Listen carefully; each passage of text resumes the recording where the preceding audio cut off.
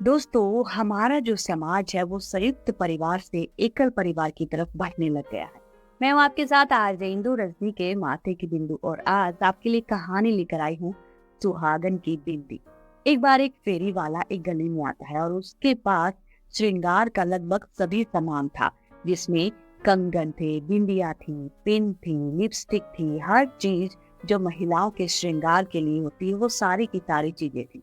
सभी महिलाएं उस फेरी वाले को घेर कर खड़ी होती हैं और एक वृद्ध जो है अपने गेट पर खड़े होकर उस फेरी वाले को देख रहा होता है।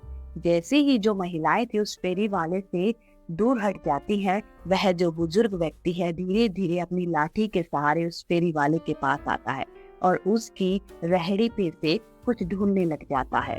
इधर उधर ताका झाकी करता है, सामान यहाँ से वहां उठाता है, लेकिन जो उनको चाहिए था वो मिल नहीं पाता है। अब फेरी वाला उनसे कहता है कि बाबा, आपको क्या चाहिए? लेकिन बाबा थे कि अपनी तन्मयता से लगे हुए थे कुछ सामान ढूंढने को।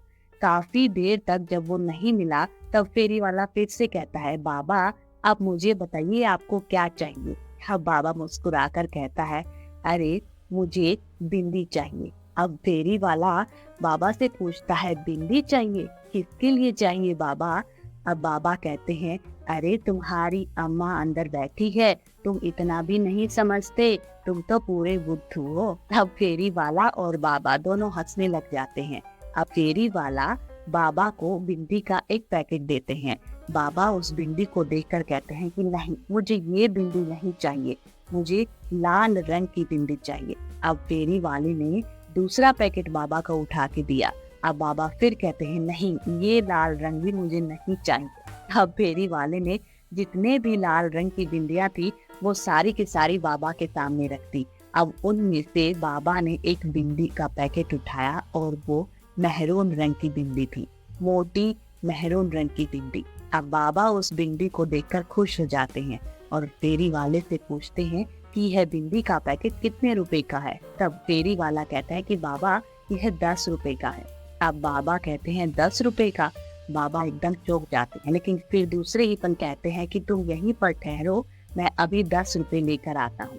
बाबा धीरे धीरे अपनी लाठी के सहारे अपने घर की तरफ मुड़ते हैं। तभी सामने से बहू आ रही होती है और बाबा बहू से कहते हैं कि बहू जरा 10 रुपए तो देना।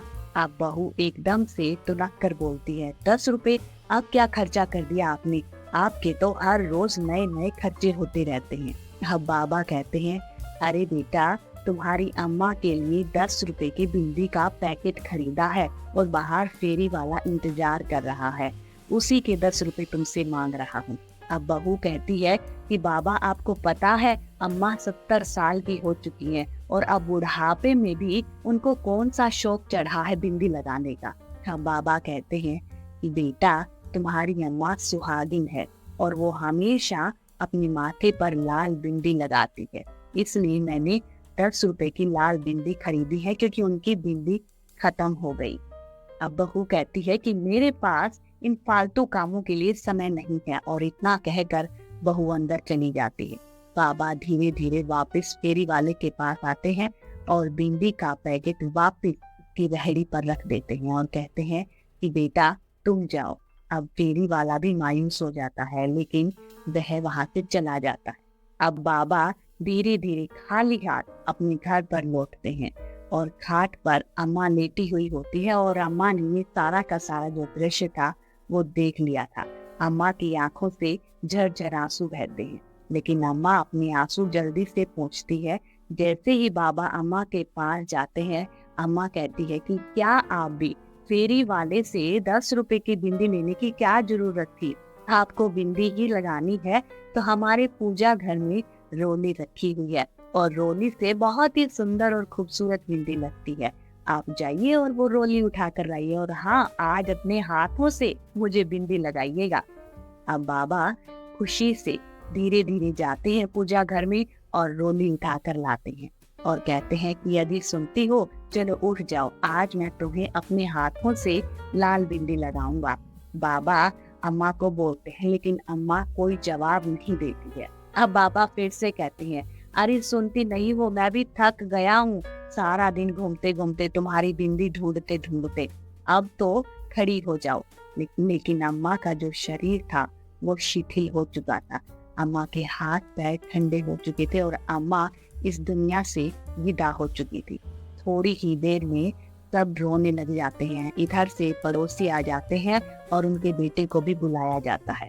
अर्थी तैयार की जाती है क्योंकि अम्मा सुहागिन थी, इसलिए उनके माथे पर एक लाल बिंदी भी सजाई जाती। अब बाबा धीरे धीरे अम्मा के पास आते हैं और अम्मा के माथे से वो लाल बिंदी हटा देते हैं। तब उनका बेटा कहता है, क्या बाबा आपको पता नहीं है, अम्मा सुहागिन थी और सुहागिन का पूरा श्रृंगार करके भेजा जाता है। बाबा रोते हुए अपने बेटे से कहते हैं कि बेटा, तुम्हारी अम्मा के पति की इतनी औकात नहीं थी कि वो उसे बिंदी भी ला कर दे।